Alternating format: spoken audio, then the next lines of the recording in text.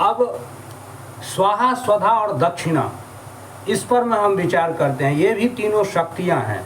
स्वाहा शक्ति हविर्दाने, पितृदाने स्वधा स्मृता, दक्षिणा यज्ञ पत्नी।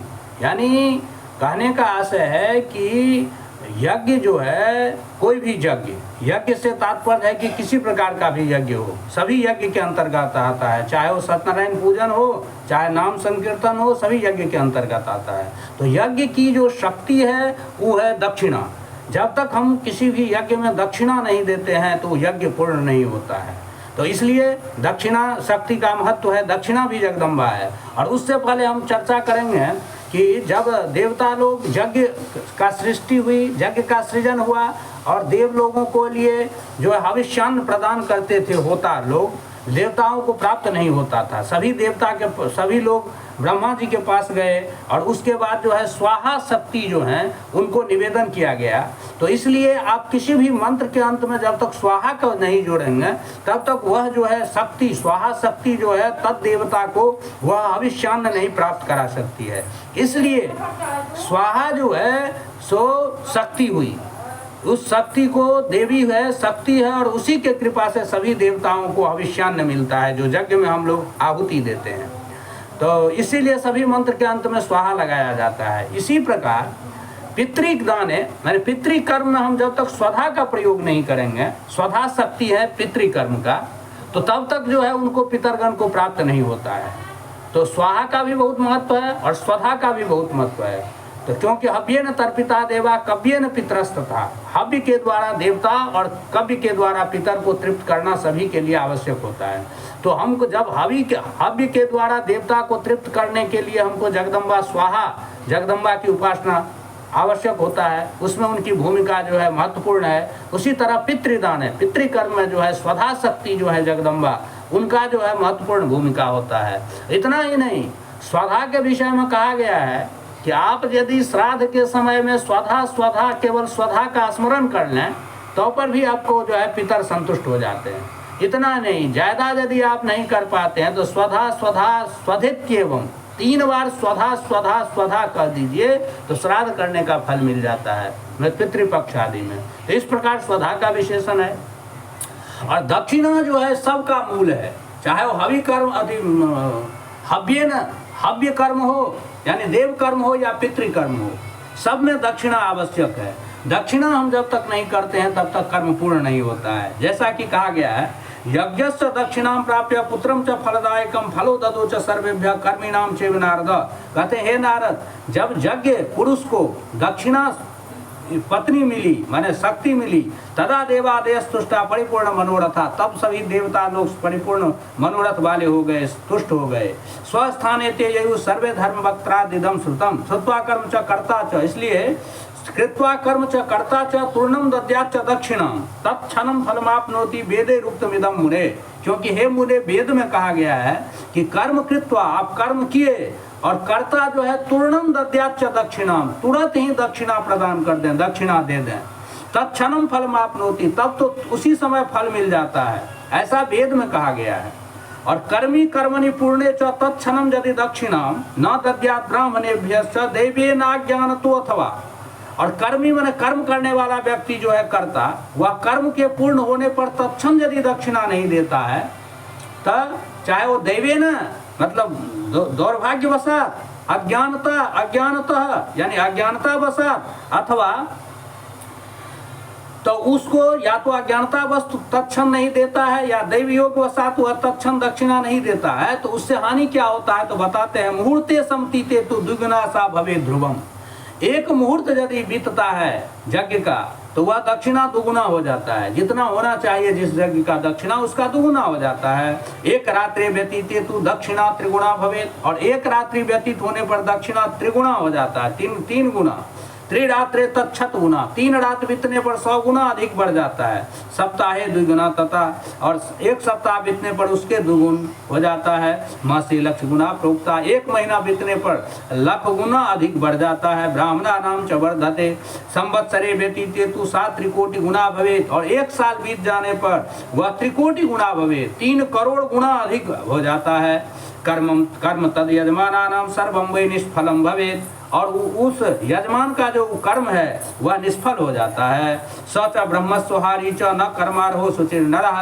इतना ही नहीं, वह कर्ता जो होता है, यजमान जो होता है, सब ब्रह्मस्वहारी हो जाता है। ब्रह्मस्व मन होता है ब्राह्मण के स्व, माने ब्रह्मस्व माने ब्राह्मण के धन को हरण करने वाला हो जाता है। न च कर्मारह, और वह कर्म के योग्य नहीं रह जाता है। अब उसके बाद वह कर्म योग्य नहीं रहा। असुचिर नरः, अपवित्र हो जाता है। दरिद्रो व्याधिजुतश्चैव व्याधियुक्तश्च, वह दरिद्र हो जाता है, रोगग्रस्त हो जाता है। तेन पापेन पातकी, उसी पाप से वह पापी बन जाता है। तद्गृहात् जाति लक्ष्मीश्च, और उसके घर से लक्ष्मी चली जाती है।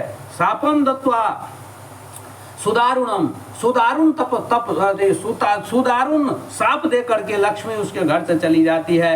पितरो नैव गृह्णन्ति तद्दत्तम श्राद्ध तर्पणम, और पितर लोग जो है सो उनको जो है श्राद्ध तर्पण जो है ग्रहण नहीं करते हैं, उसके द्वारा किया हुआ श्राद्ध और तर्पण। एवं सुरा सतत पूजम तद्दत्तम अग्निराहुतिम, और देवता लोग उनके द्वारा दिया हुआ पूजा हवन आदि का ग्रहण नहीं करता है।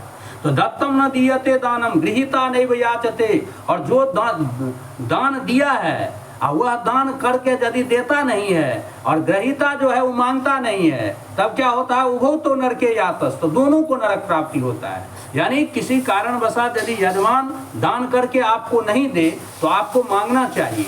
यदि मांगने पर भी नहीं दे तो उसका दोष हो जाएगा।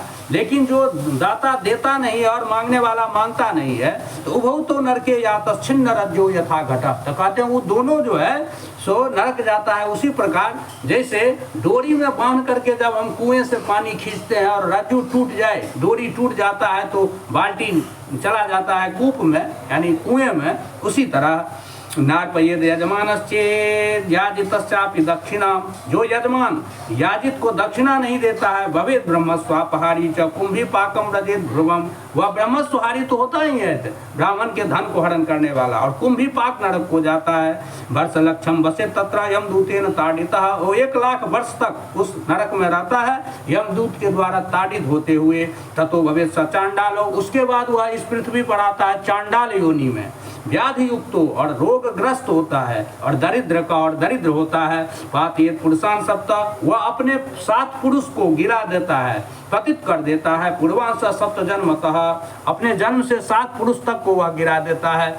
इत्येवं कथितम विप्र किम भूय श्रोतुम इच्छसि, इस प्रकार यत्कर्म दक्षिणाहीनम को भूंगते तत्फलम मुने पूजा विधिम दक्षिणाया पुरा यज्ञ कृतम वद। तो इस प्रकार दक्षिणाहीन जो होता है वो दक्षिणाहीन यज्ञ को फल कौन पाता है, ये कहा। तो कहते हैं देखिए कि कर्मणो अदक्षिणस्य व कुतेव फलम मुने, जो दक्षिणा विहीन कर्म है उसका तो फल ही नहीं होता है, तो फिर उसका फल पाएगा कौन। सदक्षिणे कर्मणि च फल में प्रवर्तते, जो दक्षिणा युक्त कर्म होता है उसी का फल प्राप्त होता है। अदक्षिणम च जत कर्म तद भूमते च बलिर्मुने, और अदक्षिणा वाला जो कर्म होता है उसको बलि नामक जो राक्षस है, जो बलि क्या कहते हैं पाताल लोक में निवास करते हैं, जिसको भगवान वामन ने जिसको बांध दिए थे, उस बलि को ग्रहण होता है। बिना दक्षिणा का यज्ञ जो होता है वो किसको प्राप्त होता है, बलि को होता है, जो बलि पाताल लोक में स्थित है। इसलिए भले तत्प्रदत्तम च वामने न पुरा मुने, क्योंकि पहले जो है वो वामन भगवान जो है उनको वरदान दिए थे कि अश्रोत्रिय श्राद्ध द्रव्यम अश्राद्ध दानमेव च वृषलीपति विप्राणाम पूजा द्रव्यादिकम च जत असद्विजय कृतम यज्ञम असुचे पूजनम च जत गुणाव भक्तस्य कर्म बलिर्भूंगते न संशय। वो कहे थे कि अश्रोत्रिय श्राद्ध द्रव्यम, जो वैदिक रहित जो श्राद्ध द्रव्य है, अश्रद्धा दान में, और श्रद्धा रहित जो दान किया जाता है, मैंने ध्यान देना है कि अश्रोत्रिय श्राद्ध द्रव्यम, अश्रोत्रिय जो श्राद्ध द्रव्य है माने वेद विहित जो श्राद्ध द्रव्य नहीं हो और उसका जो दान करते हैं, श्राद्ध करते हैं। और अश्रद्धा दान में, जो श्रद्धा पूर्वक दान नहीं करे। वृषलीपति विप्राणाम, और वृषलीपति जो विप्र होता है, वृषलीपति विप्र वह हुआ जो शूद्र स्त्री के साथ रहता हो, शूद्र स्त्री को अपना पत्नी बनाया हो, उसको वृषलीपति कहते हैं। तो ऐसे जो विप्र होता है ब्राह्मण, उसका जो पूजा द्रव्य आदि होता है, माने वह जो पूजन आदि करता है तो उसको भगवान प्राप्त नहीं करते हैं और राक्षस बलि प्राप्त करता है। असत द्विजयतम यज्ञम, और असत द्विज जो होता है, असत्य जो द्विज होता है उसके द्वारा जो होता है गुणावभक्तस्य कर्म, और गुरु का जो अभक्त होता है, गुरु में जिसकी भक्ति नहीं होता है तो उसको जो है बलि भूंगते दक्षिणायाश्च। तो इस प्रकार से दक्षिणा विहीन कर्म का जो है सो इतना दुष्प्रभाव है।